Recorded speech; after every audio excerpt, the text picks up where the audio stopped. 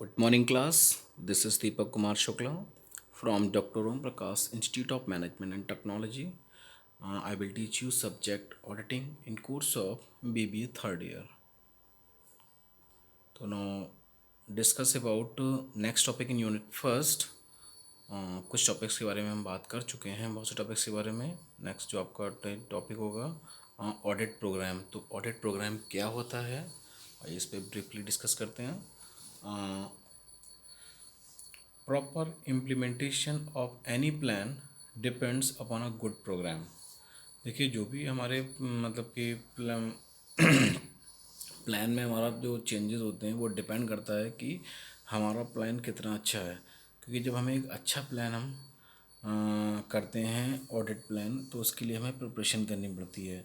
कुछ note down करना पड़ता है पॉइंट्स को. तो therefore the audit should check out a programme according to requirement of each case. तो बता रहे हैं कि ऑडिट प्रोग्राम चेक किया जाता है जो भी केसेस होते हैं उनकी रिक्वायरमेंट के हिसाब से. वो कौन कौन से केस हो सकते हैं, इट इंक्लूड्स द फॉलोइंग. इसमें कुछ पॉइंट्स इंक्लूड किए गए हैं आपके. फर्स्ट पॉइंट जो आपका है, which work is to be perform, मतलब कि कौन सा काम कौन सा व्यक्ति करेगा. ठीक है. सेकंड है, who has to do such work. ठीक है. तो इसमें भी अब यही बताने की कोशिश कर रहे हैं कि कौन से वर्क को कौन व्यक्ति करेगा, कौन पर्सन करेगा. क्योंकि सी ए के ऑडिटर्स के साथ जो है वो उसके असिस्टेंट जाते हैं, तो उनमें वर्क को डिवाइड किया जाता है. फिर within what time it is to be done. दूसरी चीज़ ये, जो भी जिसको वर्क डिस्ट्रीब्यूट किया जाएगा वो अपने वर्क को किस टाइम में कंप्लीट करेंगे. ठीक है. तो सारा सब कुछ मेंशन रहता है ऑडिट प्रोग्राम में. नेक्स्ट जो आपका दिया हुआ है कि object of an audit programme. अब ऑडिट प्रोग्राम के क्या उद्देश्य होते हैं, तो बात करते हैं. इस पर पॉइंट्स दिए हुए हैं, 6 पॉइंट दिए हुए हैं आपके.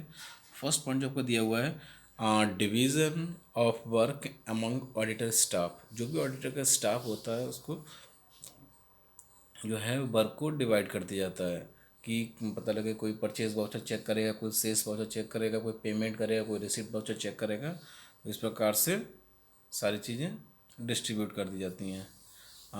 सेकंड जो पॉइंट है, to complete the work within specified time. दूसरा, एक ऑडिट का टाइम होता है प्रॉपर, तो उस टाइम तक जो है वो वर्क को कंप्लीट करना होता है. थर्ड पॉइंट है, to know the progress of work from time to time. दूसरा जो है कि ऑडिट प्रोग्राम में जो ऑडिटर होता है कि जो भी उसके असिस्टेंट वर्क कर रहे हैं ना, तो वो टाइम टू टाइम उसको प्रोग्रेस को चेक करते रहता है कि जो भी उसने ऑडिट प्रोग्राम में बनाया है, जो भी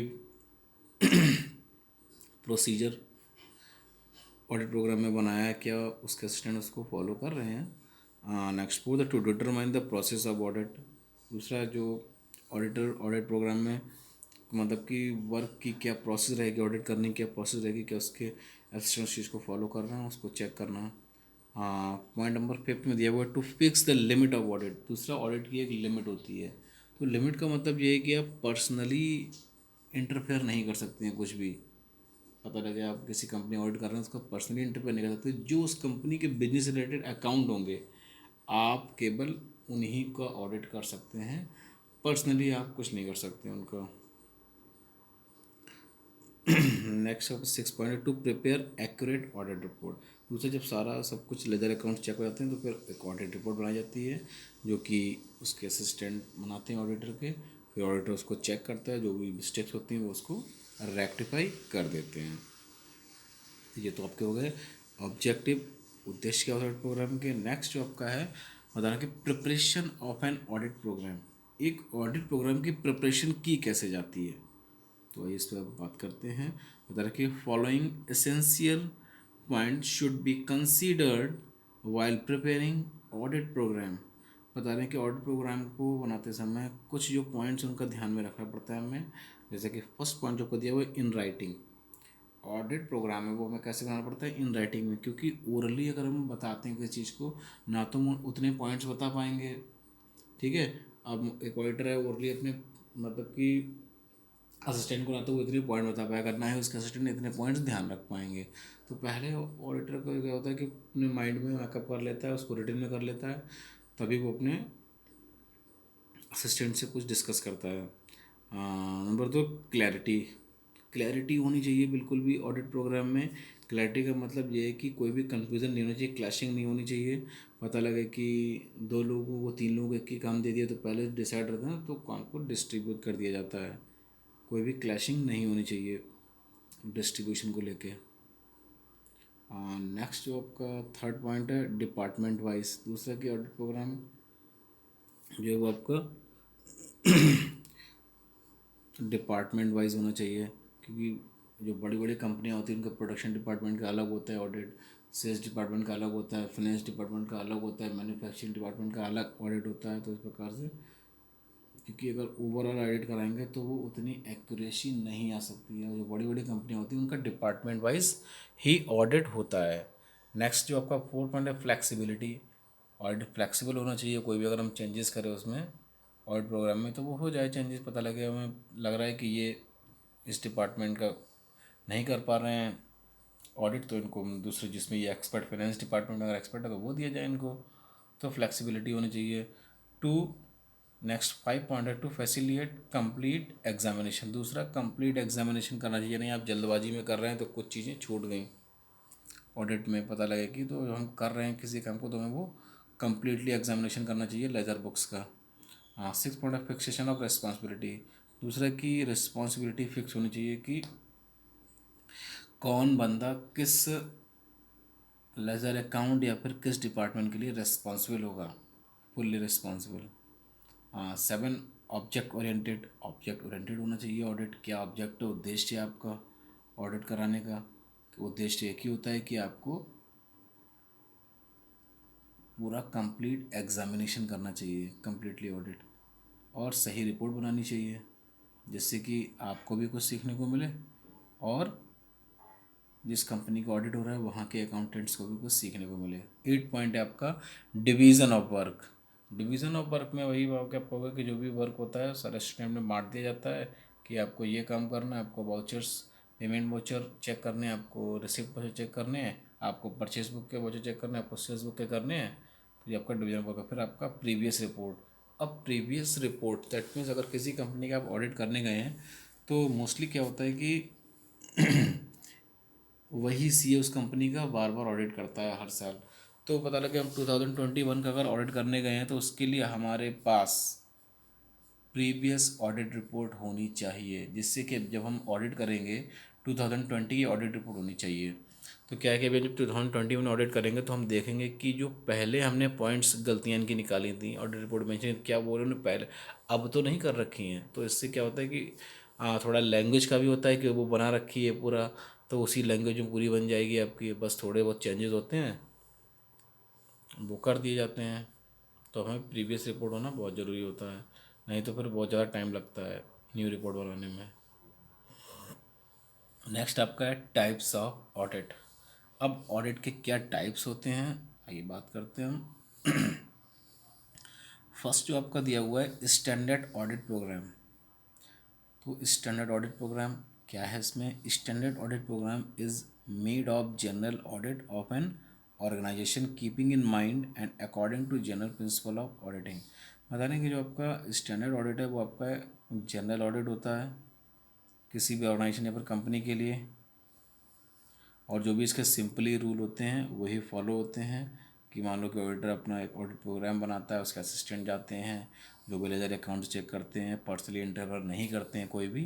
तो सिंपली जो ऑडिट होता है वो आपका स्टैंडर्ड ऑडिट प्रोग्राम बोलते हैं उसको।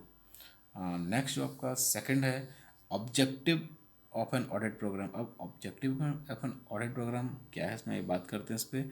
N audit program which is prepared keeping in mind specific accounting system and specific nature of organisation is called objective audit programme. तो ऑब्जेक्टिव प्रोग्राम क्या होता है आपका?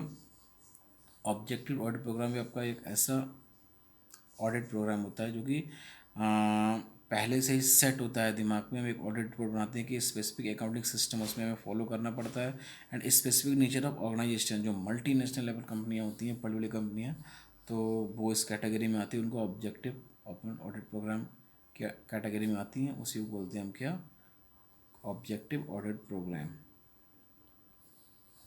नेक्स्ट जो आपका है specimen of an audit programme. अब ऑडिट प्रोग्राम का क्या स्पेसिमेन होता है, तो कॉलम्स आपके सामने ही हैं कि सबसे पहले आपका दिया हुआ है फाइनेंशियल बुक्स, फिर सिग्नेचर ऑफ असिस्टेंट, फिर time taken on the job, फिर auditor cost at hourly rate of employees. तो फाइनेंशियल बुक में तो आपको किन बुक्स का ऑडिट करेंगे, असिस्टेंट जो भी आप ऑडिटर के साथ जाते हैं ना, 5 6 7 8 10 जो भी जाते हों, उनके सिग्नेचर, फिर time take on the job किस समय ऑडिट के लिए जा रहे हैं, ठीक है, फिर auditor cost at hourly rate of employees. दूसरा जो भी ऑडिटर के साथ जो उसका असिस्टेंट जाते हैं, ऑर्ली रेट वो क्या चार्ज करेंगे। तो अब फाइनेंशियल बुक्स में क्या क्या है आपका, बहुत सिंपल है, स्पेसिफिक इसका आता भी बनाने के लिए कोई ज़्यादा डिफ़िकल्ट नहीं है। तो फर्स्ट पॉइंट है आपका कैश बुक। कैश बुक का ऑडिट होता है। अब कैश बुक में क्या क्या ऑडिट किया जाता है, कॉस्टिंग की जाती है, पोस्टिंग की जाती है ऑडिट, बाउचिंग की जाती है और बैंक रिकॉन्सिलेशन स्टेटमेंट किया जाता है ऑडिट। दूसरा आपका sales day book. Sales book में क्या क्या किया जाता है, सेल्स बुक में आपका costing, posting and vouching, that means जो ऊपर आपका कैश बुक में दिया है, डी पॉइंट छोड़कर सारे पॉइंट इसमें कवर हो रहे हैं आपके। ऐसे आपका बिल्स रजिस्टर, बिल्स रजिस्टर में भी आपका कॉस्टिंग, पोस्टिंग और बाउचिंग सेम आपका सेल्स बुक की तरह है, तो कोई दिक्कत नहीं होनी चाहिए। इन सभी चीज़ों को ऑडिट किया जाता है।